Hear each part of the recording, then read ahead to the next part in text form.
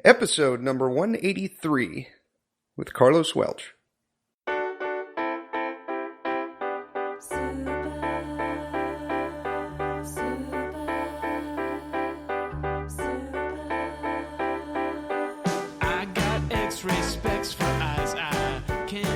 Welcome to the Heads Up Poker Podcast. This is Steve Barton, and thank you for tuning in. This week we have a returning guest, Carlos Welch. Thanks for coming on, Carlos. Thanks for having me.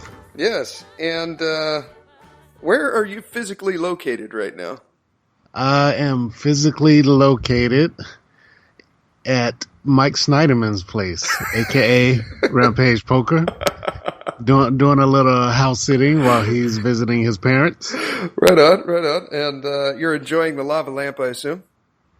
It's been off since he's left. Really? Yes. I actually unplugged it and drained all the water out. Huh. All right. Well, don't you miss the getting woken up every morning to frantic panic about Bitcoin prices and Coinbase? Yeah, I do miss that part. Right on. Well, what have you been doing? What, you just grinding a lot online, or what you been doing in this place? Playing a lot of poker, studying, doing a lot of writing, and doing a lot of coaching. Good. Right on. Yeah. Good deal. What, where you playing on Ignition? Bovada. Okay. Yeah. Yeah. I had to make a distinction because, Ignition screwed Mike. Oh. and he didn't realize it was two different companies. So I told him, like, okay, even though you got screwed over by Ignition, you can still play on Bovada. Yeah. They're actually two different companies. Oh, they really are. So is Bovada, they have a poker room too, or are they both playing on the same skin, or? It's the same skin. I guess that's the way you would put it, but it's, you remember that Bovada sold their poker room to Ignition, and they were out of the poker business for about a year. Yeah. Maybe a little bit more. But not too long ago, they got back into the business. And so they just basically restarted their poker room on the same skin they were on before. But it is a separate entity from Ignition. Okay. Huh. I didn't know that. When you said Bovada instead of Ignition, I was laughing, but I was laughing because I didn't get the joke, not because... Right. Yeah. Right on. Oh, I wanted to ask you about one of your tweets. It's your pinned tweet right now. It says something about backing for a Venetian tournament or something. Mm-hmm. What is that coming up, or did it already happen, or? That already happened. Oh, okay. So I missed the boat on that. It was, that was one. So at the beginning of the summer, I sold a package, of tournaments, and I left Vegas in the middle of the summer, because I lost everything and I went to teach summer school. And then when I came back, I fired some separate tournaments to make up for the ones that I missed. Okay. And that was one of the additional tournaments that I fired. And so I was basically just using Twitter as a mass email to all the people who had already invested in the package to let them know which tournaments I was replacing the missed tournaments with. Okay. Yeah. All right. Lori, friend of the show, yeah, actually chopped that tournament. No kidding. Yep. Nice. Well, congratulations, yep. Lori. Well done. Yeah. It was fun to see her and meet her husband. I think he was Israeli, but Lori played in that same tournament. I stone bubbled it, and she chopped it. Oh, right on. Yeah. Good deal. Yeah. How much was first? Do you remember? I don't remember. Oh, okay. Not maybe like $4 or $5 grand or something like that. Nice. Good little payday. Yeah. Good deal. I got a haircut the other day, and I was sitting in the chair. I walked down to one of the local places down here by my house. It's a lot of it's a Hispanic one. You know, there's Mexican ladies in there that cut your hair, and I like going in there because, well, for one, it's only $10, and then two, I get to practice my Spanish, you know, while I'm in there.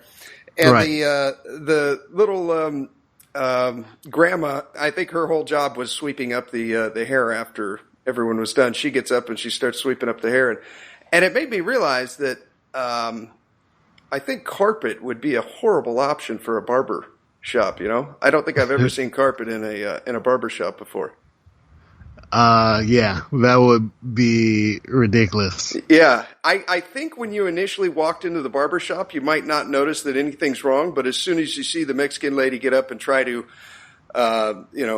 sweep the hair from out of the shag, it would become blatantly obvious that they made a horrible decision with their flooring. So is this a hypothetical, or do they actually have carpet? No, it's a hypothetical. I was just thinking that say. I'd never seen carpet in a barber shop before, and that's probably why. That is the most random segue I've ever heard in my life. From a conversation about poker to a conversation about carpet in a barbershop. You got to keep up with the randomness, Carlos. Like, what the hell did that come from? I was trying to find a connection. I was like, okay, this is gonna be like some metaphor about, like, you know, how your buy-ins kind of get stuck. You can't get them out or something. I was like, okay, there's no punchline to this. No, that was it. Just a statement. That's pretty funny. Random synapses fire here, and I just go off on them. Gotcha. So Mike tweeted a little something about the two of you going on a diet. Have you guys done anything with that, or? I have. I'm not sure what Mike is doing because, like I said, he's been at his parents' place. And I've been kind of like half doing it. Just, for the most part, just trying to stay away from sugar, which is my big, downfall. And I haven't been going pretty hardcore with it, so I've been having like mixed results, but I'm not sure, what Mike is up to right now.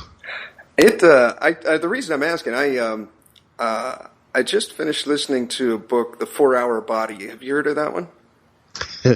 Yeah, that was the book that kicked off my, I had a pretty extreme weight loss in 2013, and that was the book that kicked it off. Ah, okay. So I've been trying. This is like day 4 for me right now. The beans was a big one. I was there as soon as I read that. I was like, "Oh, this is right up Carlos's alley." Yeah. So when I started that book, I was trying to do Tim's diet, which was, I think he calls it like the slow carb diet or something like that. And I was doing the beans, and I can't remember what else was involved, but I was doing that for a while. But the funny thing is, reading further into that book, I got to the section where he started talking about doing the cold showers and the ice baths and whatnot. And reading that section, he learned all his information about the cold stuff from this guy, Ray Cronice. Yeah, he talked about him in the book. I think we brought this up on the podcast like a year ago or something. You know that guy or something? Yeah. And okay. so reading the book, and I was really fascinated about Ray's part, and I started doing all the cold showers and like got the little sleeping pad like you do. And, that really worked. And so I just like went online and found Ray's blog and basically started participating on his blog and became friends with him. And then he started teaching me about this eating potatoes to lose weight. And that's what I did in 2013. I lost like 60 pounds in 2013. And the funny thing about it is he was helping me lose weight. I want to say a couple of months or maybe even like a year before he started helping Penn Jillette from Penn and Teller. Okay. Yeah, and Penn ended up losing like over 100 pounds. He looks like a different person, yeah.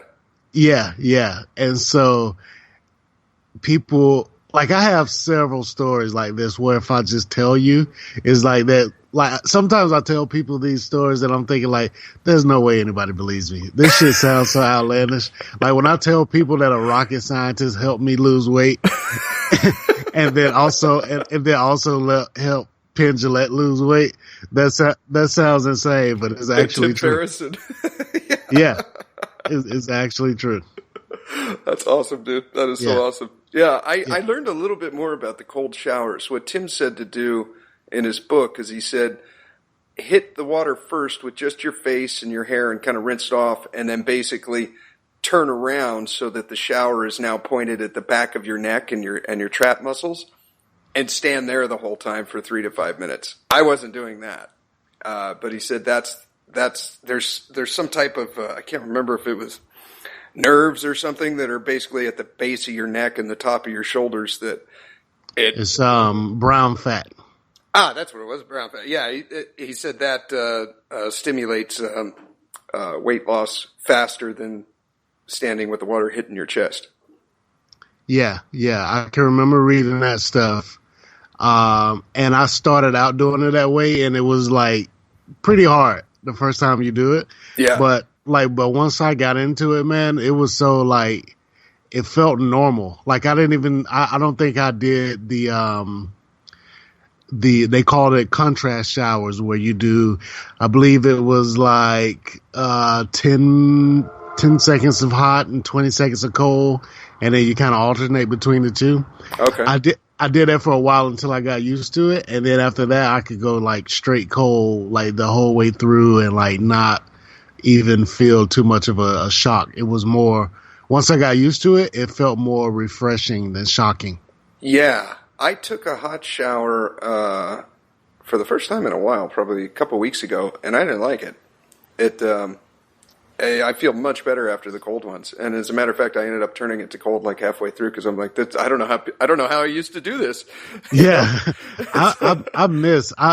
man, everything that was working for me, I stopped doing it, and I miss doing the cold showers because the one thing that it helped me with, which I was surprised, is my general response to temperature changes was blunted. So, for example, being in 118 degrees in Vegas didn't feel as bad as it used to feel.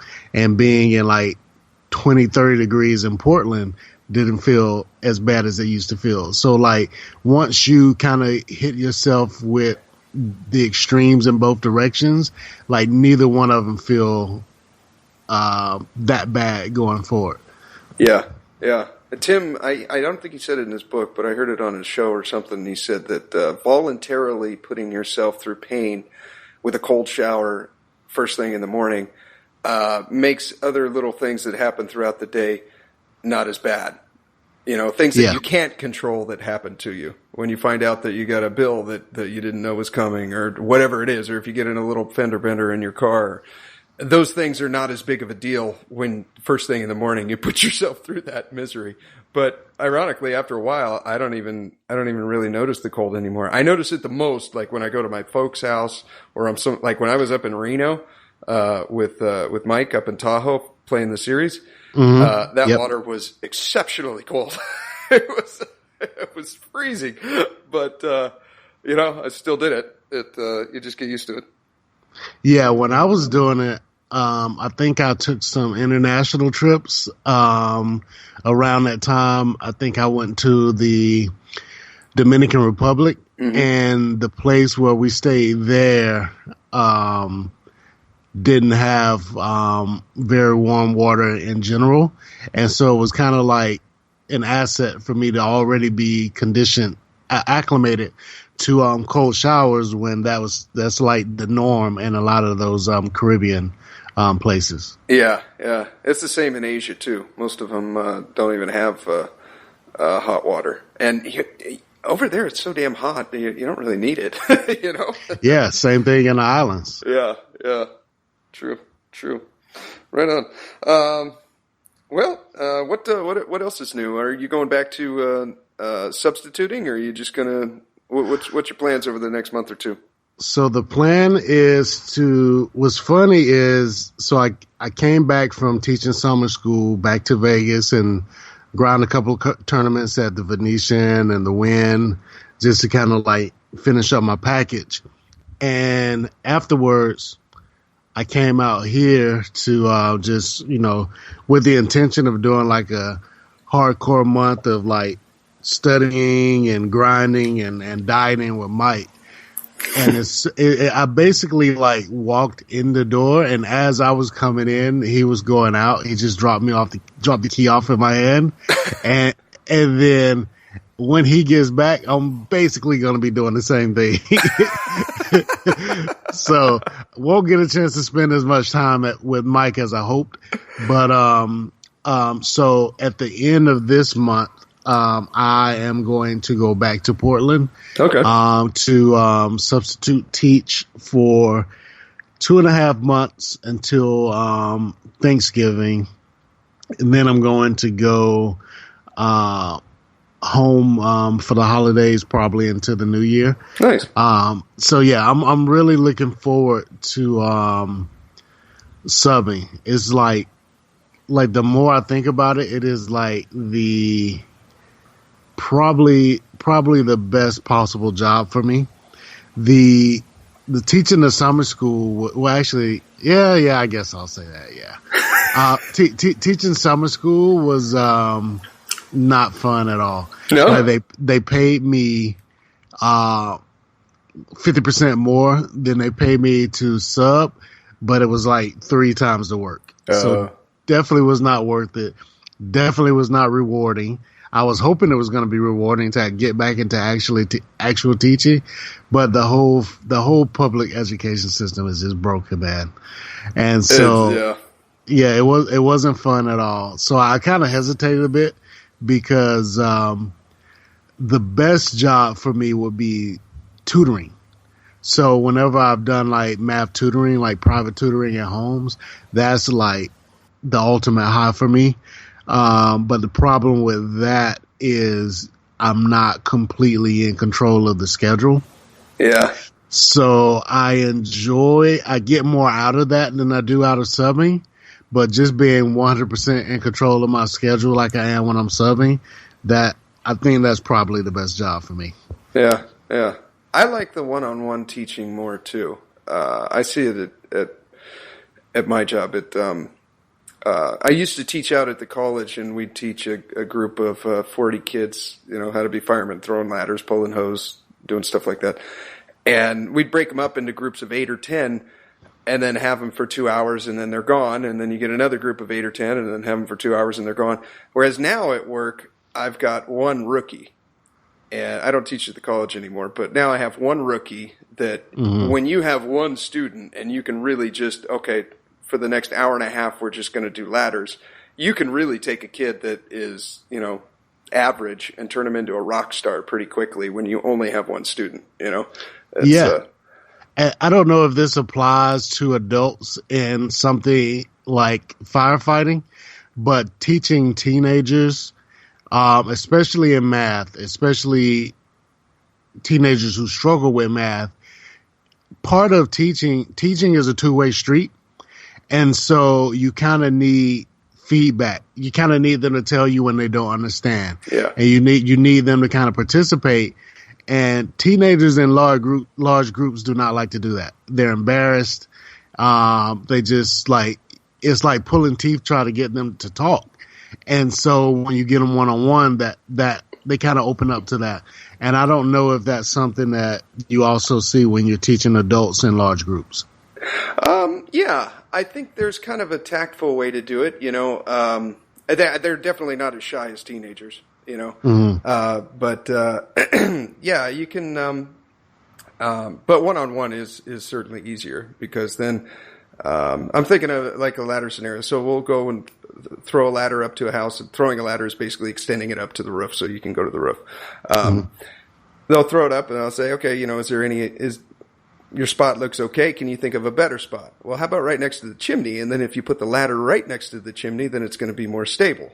Okay, so the next time he does that, then we'll move on to a different scenario, maybe a commercial building.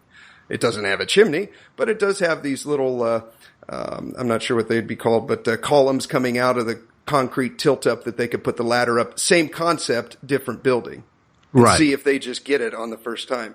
And if they don't, then point it out. They'll get it on the next one. You go to another building, try it again. You know, eventually that kid's just going to be instinct, look at it, and then know right where to put it. With a group, I think I usually, when the first student will do it as like a scenario, I kind of ask the group and I would say, can you guys think of a place where we could put the ladder where it would be a little bit more stable? And then someone invariably, every time, will just raise their hand and they'll point out where they could put it by the corner and, something like that. And it's hard. You never really know with a group like where everybody is. So, for example, you're going to have like your quote unquote star students who are jumping in, answering all the questions. And you kind of have to like look at the faces and kind of gauge if other people know it or if there's somebody who's like really kind of zoned out. And that skill kind of comes with experience in teaching, but it can be difficult. And so like anytime you're in a one-on-one setting, you don't have to worry about, people hiding behind the group. Yeah. Interesting. Right on. Well, I've got a couple of hands, unless you got some that you wanted to talk about. No, we can do these. Okay. Yeah. Mm-hmm. All right. This one's on your favorite site, Bovada. Yep. Okay. Blind levels are 3 and 600. We've got Queen of Spades, Jack of Spades, UTG 2. Okay, so we raise it to 1876, so a little bit more than 3 big blinds. And it folds around to the big blind, who has 25 big blinds, and he calls. So we go heads up to the flop. And you're raising about that size there with Queen Jack of Spades?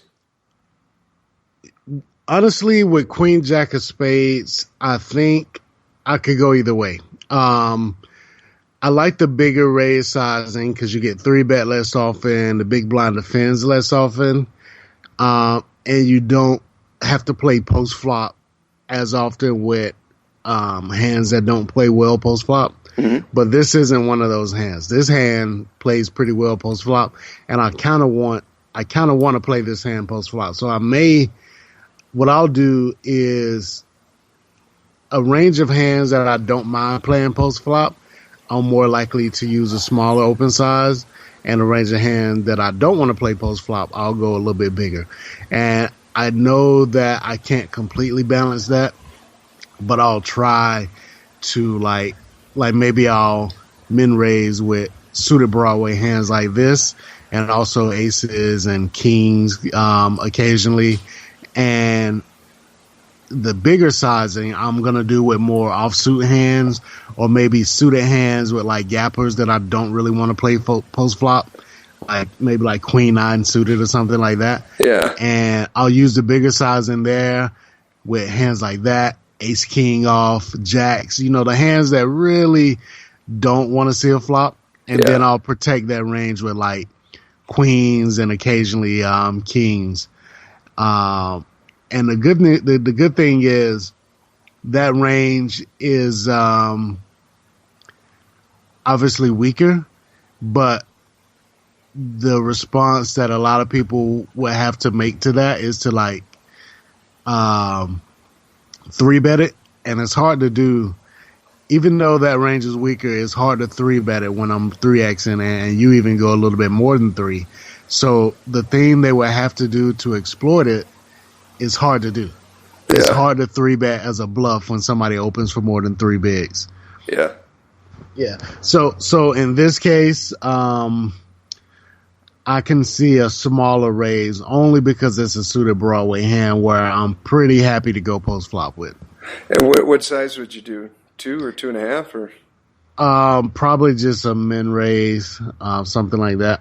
Okay. All right. Well, I like 3.1 it. And with Queen of Spades, Jack of Spades, we get a flop of King of Spades, 10 of Hearts, 6 of Diamonds. Okay, and the big blind checks us. Okay, so we have open-ended flush draw, backdoor, straight draw. Backdoor flush draw, open-ended straight draw. Yeah. My thought here is this guy off of 25 bigs can kind of pretty easily get it in with a lot of his range, especially given the bloated pot size from our 3X. So I think I'm going to. So the question is, can we get it in here very often? Will we have to get it in here very often? There's not a ton of draws, given that it's a rainbow flop. We have the main draw that you're going to see on this board, so we block that. But because stacks are kind of shallow, he can also get it in with a naked king here pretty comfortably. And having the spade, backdoor spade draw, I think I like a check back here.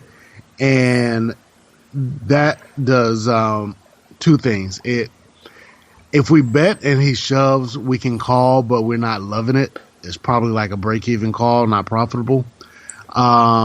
Whereas if we check back, we can pick up equity. We can just get there. Or if he checks to us again, now we can go for a delayed c-bet, which honestly, like in my experience, works like 80% of the time. It's insane. It's insane because on this site, 24 hours later, you can go back and see the hands. It's crazy how often I see people show up with hands that I feel would have continued versus a regular c-bet, but then on a delayed c-bet, they just fold. Sometimes it's like second pair top kicker, and wow. I'm just amazed that, like, if you bet, like, this is a good example. If the guy has like ace 10 here, if you bet, he's never folding. True. But if you check back in the turn as a queen or a jack or just so many other things that they just get spooked on, because when you check back, it looks like you're checking back with showdown value. Yeah. That's what everybody thinks. So I've been doing that a lot lately, and I've been having pretty good success with the delayed c-bet. That's going to be my focus I'm going to play as soon as we're done recording here, and that'll be my focus for today. The delayed c-bet. I like that. Yeah, and just keep up with how often it works. And the beauty of it is the people we play against don't bluff enough. Yeah. And so they're not going to take advantage of the fact that you check back and bet out on the turn like they should. I would say probably only 1 or 2 people out of 10 are capable of that. Everybody else, you just get perfect information on the turn. Huh. Okay. Cool. I like that. Okay. Well, he checks. I believe the move here is checking. I think you're right. I end up betting out into a pot of 4,600. The big blind has almost 13K behind, so we're almost 3-to-1 stack to pot ratio. I bet out about half pot. I bet out 2,300 into 46, and then he check raises here to 5,800. So it's another, was that 35 for us to call? Yeah, and I like your bet sizing with this hand on this flop. We have a pretty strong hand for a pretty strong draw to get it in with here if we have to, and so I don't want to induce this guy to continue with weaker hands. If I can bet half pot here and get him to fold a 6, that's pretty good when I have queen high. Yeah. And so I like the bigger sizing here, when he does decide to raise, we got a pretty, I was going to say we have a pretty easy call, but we need to at least consider shoving here. When he raises, I don't think he's doing that as a bluff very often. So I guess that just leaves call as the only option for us. Okay, all right. I end up calling. So now we got a pot of 16K. Big blind has 7K behind. Then we get a turn of a jack of clubs. So we've got the queen of spades, jack of spades. The board now is king of spades, jack of clubs, 10 of hearts, 6 of diamonds. So that completes the rainbow. And big blind leads into us by shoving. So he puts in 7K. There's now 23 in the pot, and it's 7 for us to call. Yep. This is a pretty easy call, I think. 23 in the middle. We put in 7. So that's 7 over 30. Yeah, I think we have more than enough equity to call here. Okay. All right. Yep. I flick in a call. And villain has ace king. So, yeah, this hand so you're not opposed to the half pot bet on the flop there?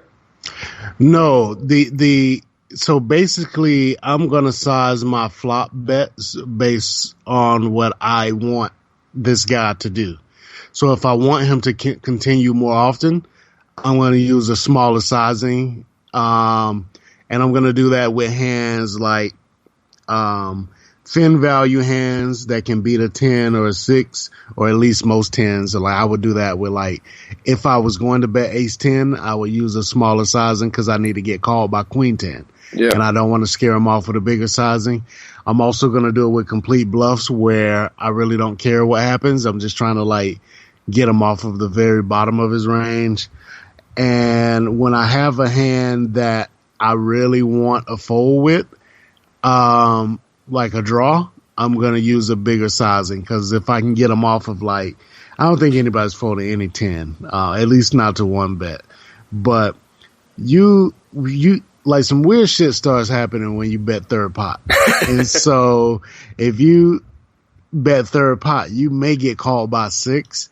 And that's great when you can beat a 6. But when you can't beat a 6, that's not great. Yeah. And so yeah, with the draws, I think I'm going to go bigger. Okay.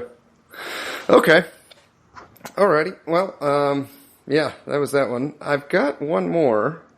Before we jump into your other one, I got one I want to try. Now, I haven't done I haven't done this before, so this will be I think you'll have fun with this. I want to try to do a hand history that doesn't contain a hand.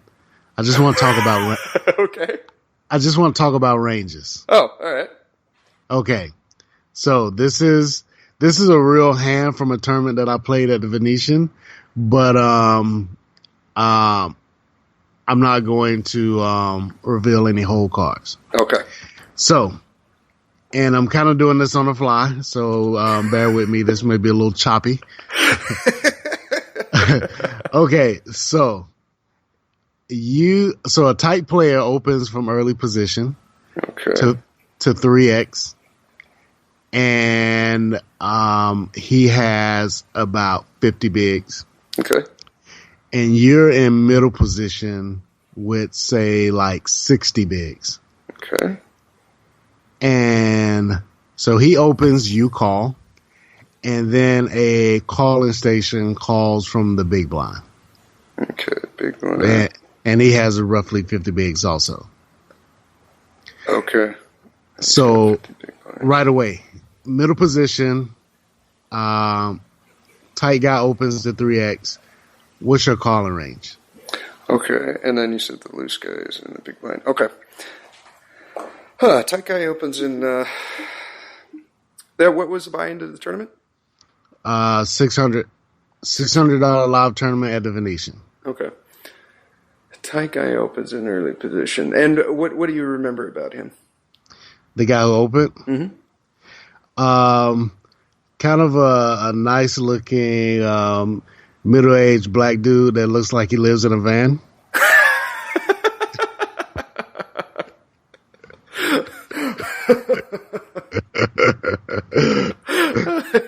Carlos Dos? Yeah, it looks like his name might be Carlos. So you're the guy in early position? Yes. I thought hero was middle position. Carlos is not hero in this hand. Okay. All right. Okay. Now I'm picking up what you're putting down. Okay. Yes. This was like my barbershop hair joke. All right. Yeah. It's a little choppy. We'll get through it. Yes. Okay. Carlos opens in early position for 3x. Now I'm the middle position caller. What's my calling range here? Yes. Okay. So what do you know about the middle position guy? Is your question what is my calling range, or is your question what do I think his calling range is? My question is what is your calling range? Okay. I would Carlos opens there. If it's a passive table behind me where there hasn't been a lot of 3 betting, I'm going to be a little bit wider here. And I'm going to be, for you specifically, I'm probably calling here with, I got 60 bigs. 4s might be a little loose. Now keep in mind you don't know me. All you know is I'm a quiet black guy who's not talking. I mean, who's pretty tight, who's been pretty tight so far. Been pretty tight, yeah. Okay, so I'm going to think you're pretty strong, and I'm going to look to if I can do something with. I'm probably calling there. If it's a passive table behind me, I'm probably calling there with 5s plus ace calling. Okay, so probably 5s through maybe 10s. That might be too tight. 5s through 9s for sure. Possibly 4s and possibly 10s. So we could put them 50% each. Then also calling with ace queen suited I'm calling. Ace king suited I'm re-raising, so that's out. Wow, I have very few hands there that I'm calling with. Yeah, I would say most of it's pairs. And then I'm also thinking about throwing in something like Jack 10 suited, just to kind of throw a wrench in there so it's not all like the same type of hands. That's probably about it. I think the rest I'm either folding or re-raising. Okay.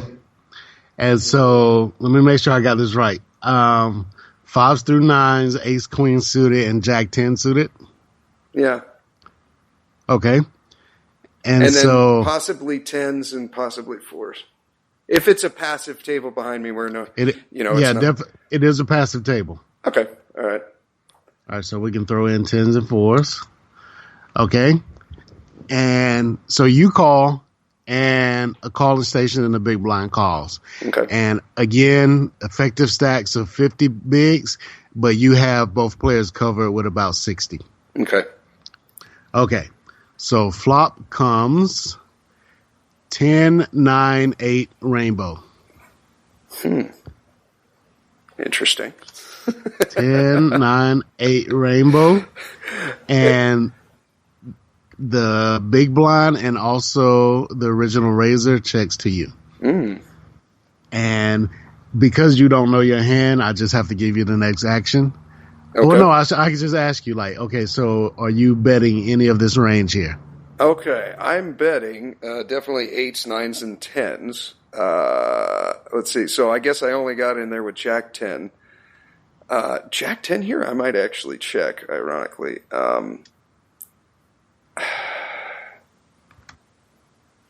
So you're betting with the sets? Betting with the sets. Definitely checking 4s and 5s, 6s and 7s. Actually, 7s, I might lead and then just fold to any action. Maybe make it like, I don't know, a little bit more than half pot or something like that. Then the ace queen suited, I'm probably betting that if there's one of my suit on there. Yeah. And then checking if there's not. And I want to say that means you're probably going to be betting a lot of these because it's rainbow and your hand's suited. You're going to be betting a lot. So we got 4 combos of ace queen suited, and with the board being rainbow, you're going to be betting one of those combos pretty much every time. Yeah. So I guess you're betting one combo of ace. No, I guess you're always betting that, because let's say the board is spade, club, heart. Okay. If you have ace, queen, or heart, you're betting. Yeah. If you have ace, queen, of spades, you're betting. If you have ace, queen, so you're betting 3 out of 4 combos. Yeah. On the flop. Okay. All right. And so, but in this hand, you don't bet. So that means going into the turn, you have that one combo of ace queen of hearts ace queen suited that didn't have the backdoor flush draw. You have 4s through 6s. Yeah. And I can't remember the Jack 10. You say you would check back. Jack 10, I'm checking. Yeah. So you have so going into the turn, your range is 4s through 6s, Jack 10, and ace queen with no backdoor flush draw.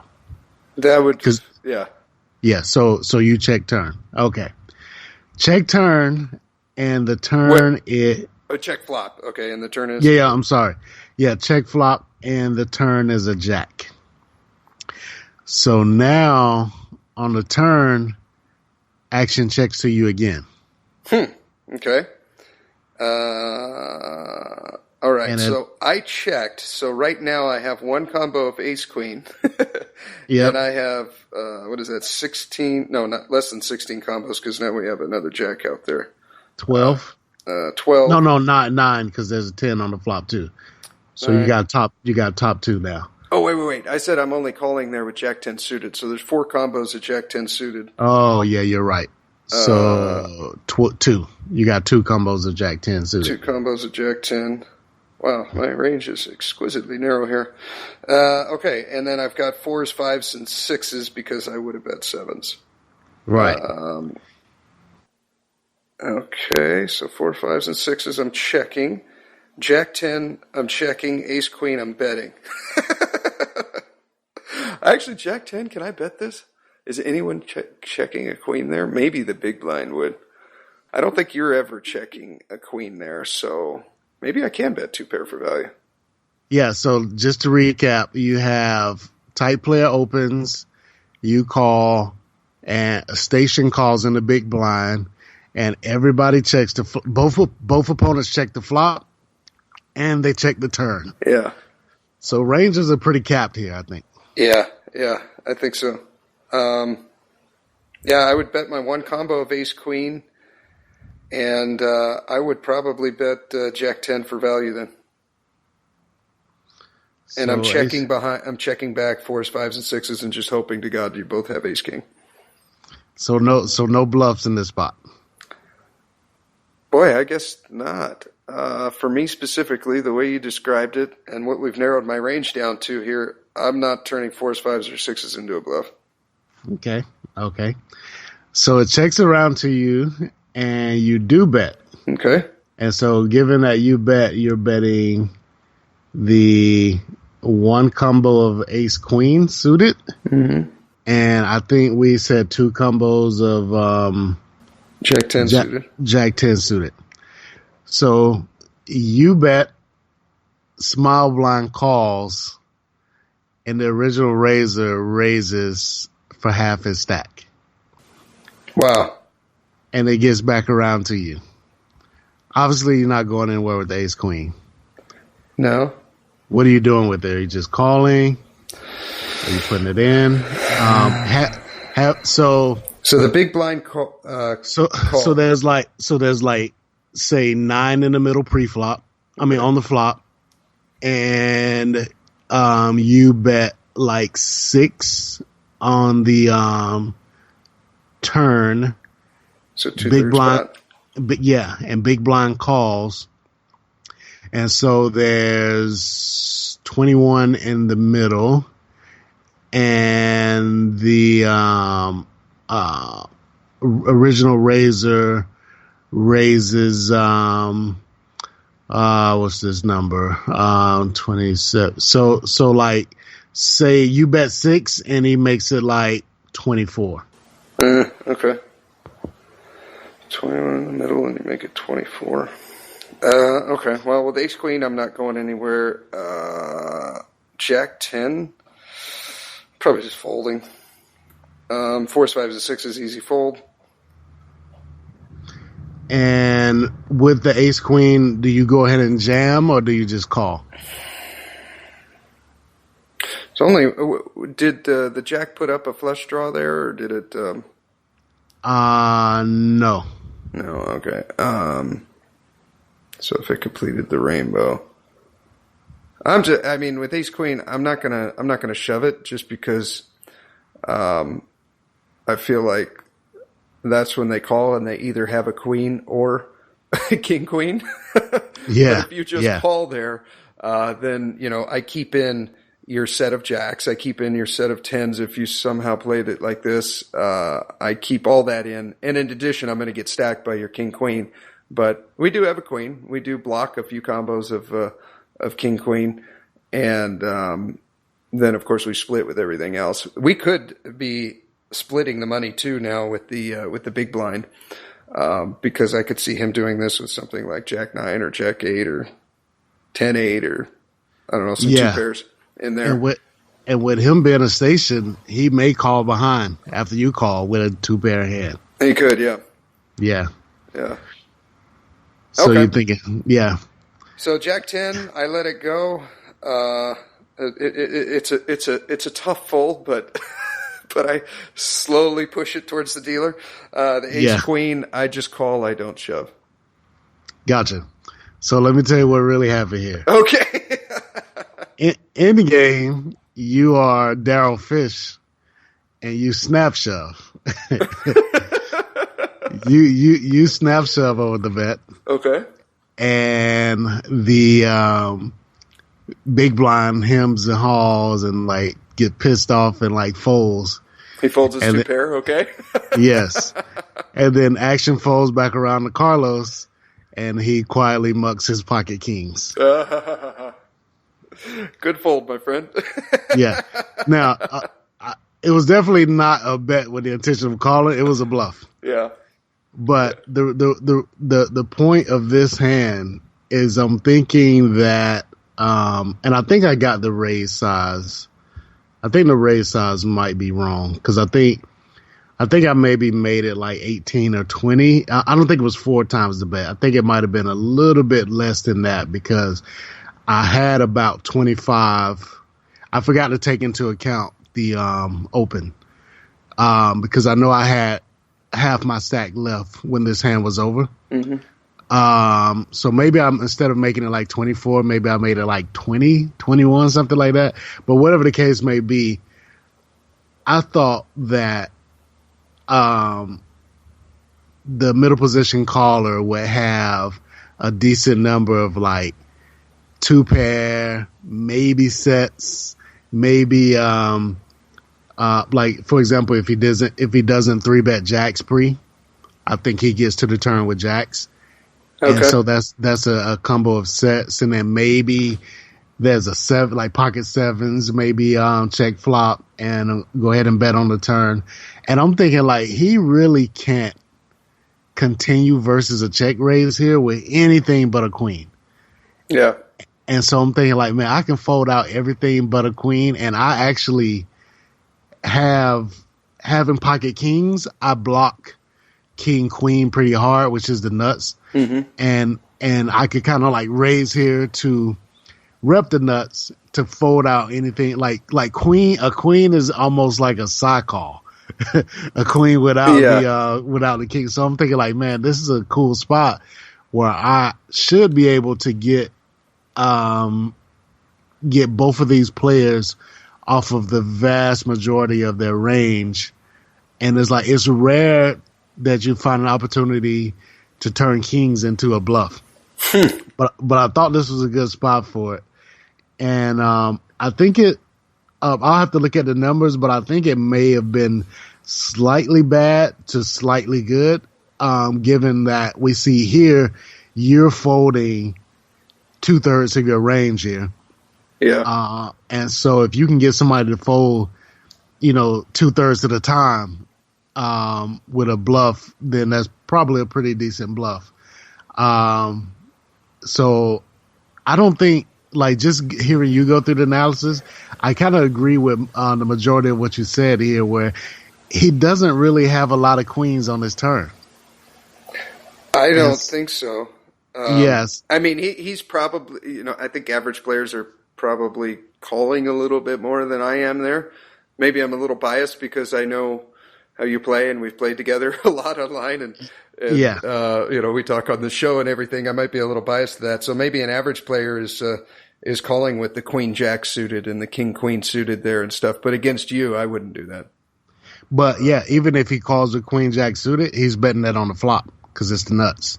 Oh, yeah, you're right. And yeah, so by the time we get to this turn spot, A, he shouldn't have a lot of queens, and B, this was the assumption I made. B, he's dealing with two opponents that he knows he's better than, and he knows they have cap ranges. So I think he is going to be able to find some bluffs here where maybe you and I were not able to. Yeah. Like, I could see him betting like a small pair or something like that as a bluff because, like, neither one of us has anything the vast majority of the time when we check twice on a board this wet. Yeah. And so that was my thinking.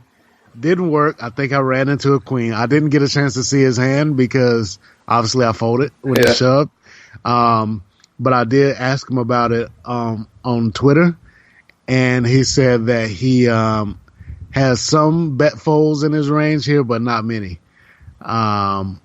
So I don't know what that equates to number-wise, but this is a fun spot. It sucked because I lost half my stack in this hand, but it was like exhilarating to find a potential bluff and be willing to pull the trigger against a world-class player. Yeah. That's cool. That's cool. I had one online. Have you played on Ignition their I think they call it Sevens tournament? It's a I played that bullshit. The one where you start with like 18,000 chips, 18,000 big blinds. 77,777 chips, and the blinds are 10 and 20. So you're just starting out with thousands of big blinds, right? Yeah. And I remember going over my database on Hold'em Manager 2, and you know how you can separate it by blind levels, how many big blinds per 100 are you winning when you have 500 plus big blinds, or when you have 250 plus big blinds, right? Well, I had some incredible numbers on there that it was like, is this even right? I mean, like in some of those big, when you're really deep stacked, I'm making over 100 big blinds per hand. Now, it's not a huge sample size, but still. Then I played that 777 tournament, and we're in the first or second level, so we have thousands of big blinds. And I get pocket aces. I raise it up to 3 or 4 big blinds, folds around to the big blind. He completes. Flop comes king high with an 8, and then I bet. He calls. The turn is an 8. I bet. He calls. River is another 8, and I'm like, he just has a king here every single time, right? And so he checks the river, and I just open shove for, it was like 10 or 12 times the size of the pot. Yep. And he didn't even think. He just insta call. I'm like, oh, that is so awesome. It's like he has a king there every single time, and just the way the action was going down, and I got paid off 10x pot, first or second level with that hand. Yeah. You may even get called by like 10s or 9s there. Like on this site, it's like anything is possible. Yeah, so I play it exactly the same way. Yeah, yeah. And it's nice, too, because when those spots come up, you've got, at an average table, you probably have 3 fish at least, and or we'll call them fun players, and they'll just snap you fish. off. Yeah, they're they'll fish. snap you off in spots like that all the time. It's almost like they're just not invested yet in a tournament or something. You know what I mean? I don't know. But, yeah, it's so many big blinds that it feels like play money. Yeah. Well, cool. Do you have any more like that? That was interesting. I like that range game. Yeah, I don't have any more like that, but I think I'm going to do that more often. I think that's a pretty good. I got to do a better job of like disguising the fact that I'm in the hand though, because I saw that influence a little bit of your analysis. But I really like that because it gives you a way to replay hands that you've played, and kind of like, it's like by me putting you in Daryl Fisher's shoes and having you replay this hand against me gives me like a small glimpse into, what he may have been thinking there. And that helps me decide if I like my line, or if you just like have nothing but Queen X when you bet that turn there, then I'm thinking like, okay, maybe this is a bad spot to bluff. Yeah. But the fact that you did have some bet folds, makes me think like, okay, so, I have the actual guy on Twitter tell me that he has some folds there. And then I have Steve who, tells me he has some folds. So if multiple people are telling me that they have some folds there, then, maybe it wasn't a hopeless bluff. Yeah. Yeah, that was cool. I've got one more that I played on Ignition. This one, Bovada, with respect to Mike. We've got pocket nines, 2 black nines. I don't see color, but these 2 are black. On under the gun, and we're 8-handed. Right? Blinds are 100, 200. We've got a stack of about 10K. So we got almost 50 big blinds. And 9's under the gun. So 100, 200, what's your size here? Pocket 9s, I'm 3Xing. Okay. Don't want to go post flop with this. You what? I don't want to go post flop with this. Yeah, if you won the blinds and antes every time you raised with pocket 9s under the gun, I think you'd be doing quite well. Yes. Okay. We do the same. We make it 3.1, 3.2, something like that. We make it 630.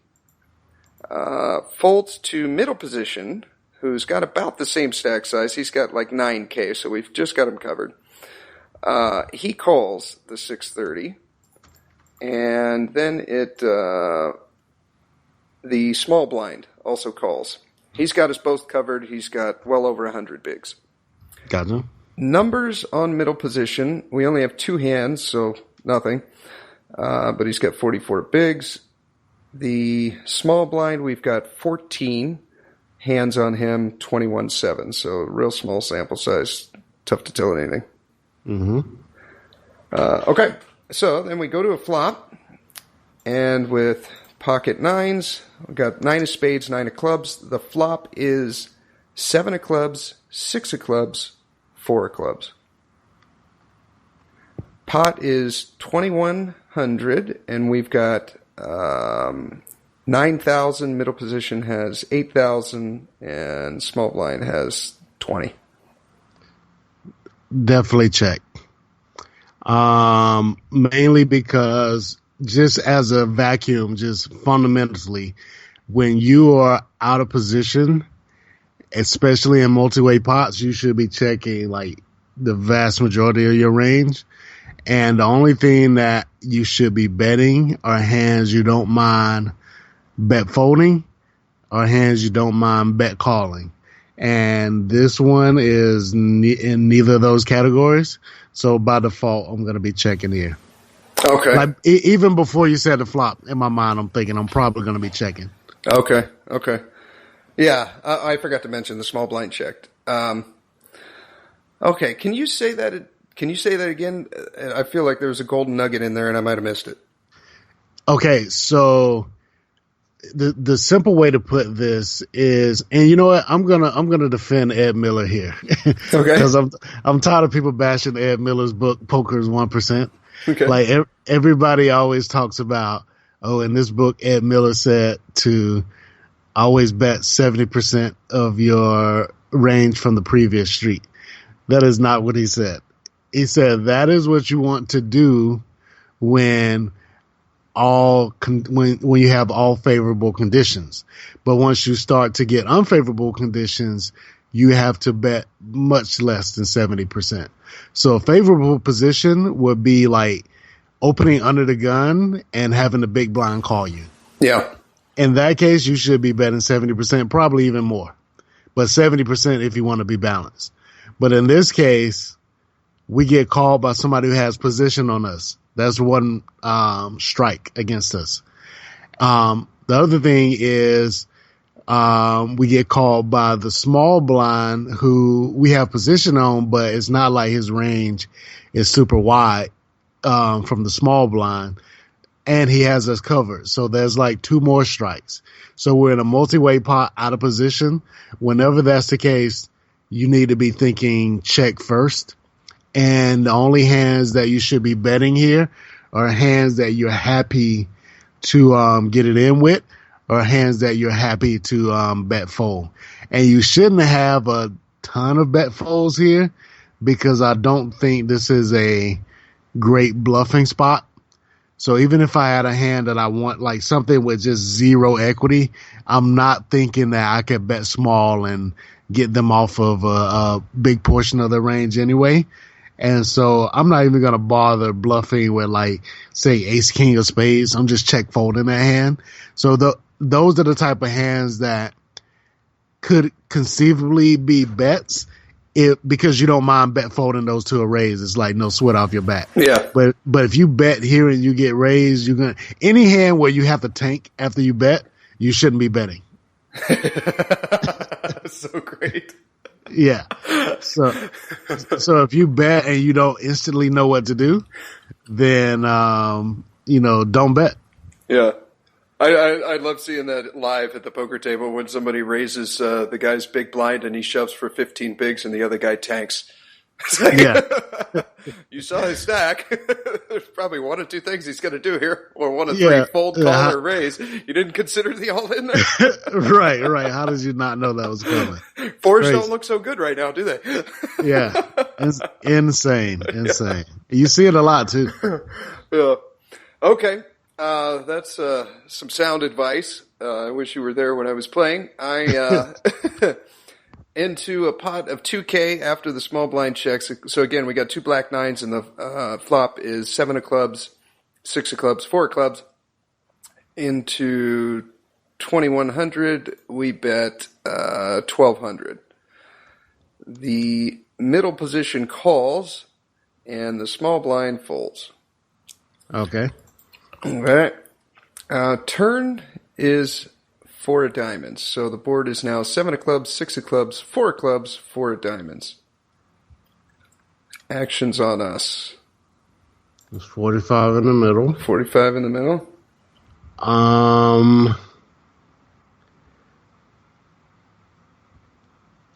Okay, here's the other. See, this is where I kind of get in trouble. It's like, this is something I learned from Assassinato. It's like whenever you have the betting league and you stop betting, you just wave the white flag and just you're telling the person, I have 1 pair at best. Yeah.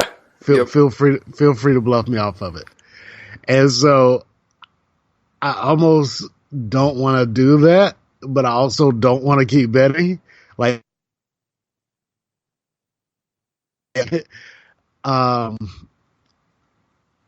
I think, shit, man. The move was checking the flop. Now I've just handed you this pile of crap and asked you to fix it. Yeah. It's like, I don't know. know. Make this look like something good. Yeah. I guess bet again. I guess I'm probably just going to. I want to bet small just to kind of like, basically trying to like blocker bet my way all the way to the river. Mm-hmm. But if this guy's at all good, he can probably read into that. Like, nobody's betting small here with a good hand. So this is on Bovada. Yeah. Yeah, this guy probably sucks. I'm going to bet small. Okay. All right. We into 4,500.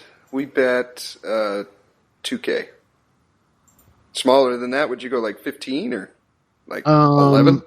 Yeah, probably like 17, 18, something like that, maybe. Okay. But 2K is fine, I think. I'm just trying to get to the river as cheaply as possible so I can show down the worst hand for lose the pot. Yes.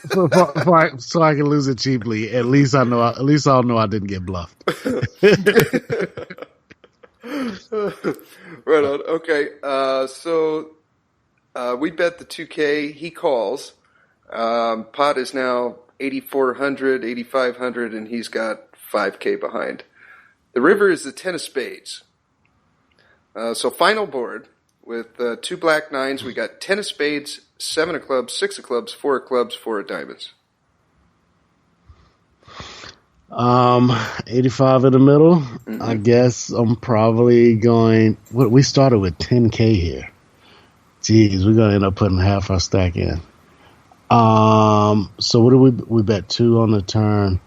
I mean,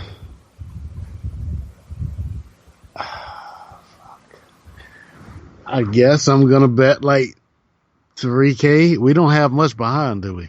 And no, he's got 5K in his stack, and we've got 6K. Yeah. If I'm betting to get value from something super weak. And so with that being the case, I need to give him a good price. I need to give him some dignity chips. I need to leave him some dignity chips behind. So he's got 5K behind. He could call me with a 7 here or a 6 here and still like, I want to leave him like some chips to come back with, like maybe 12 to 15 bigs or something. So I may just bet like half his stack here, like maybe 2,500 or something. Okay.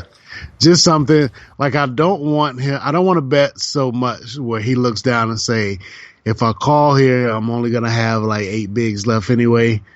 Fuck it, I'm all in. Because if he goes all in, I'm folding. Yeah, yeah. And so I don't want to check because I don't want to say, sweet, he checked, my 7's good, I'm all in. Because if he does that, I'm also folding.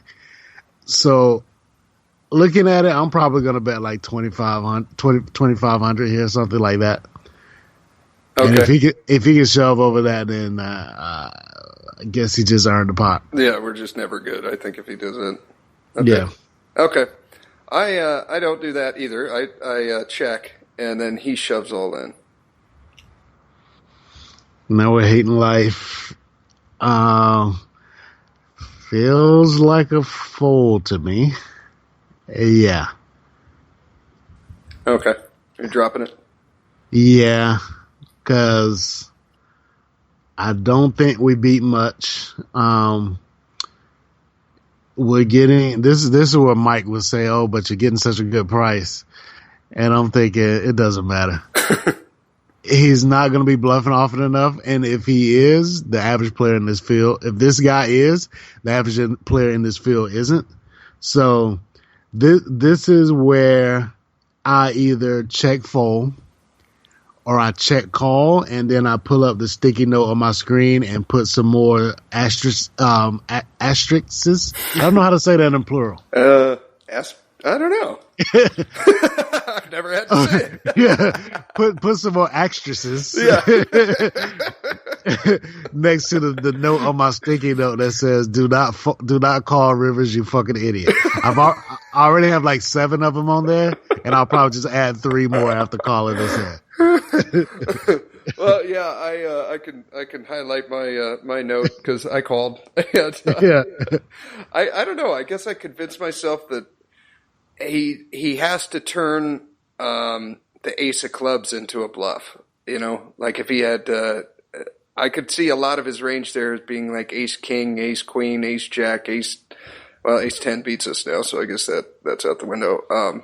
But I could see those bluffing on the river, the naked ace of clubs.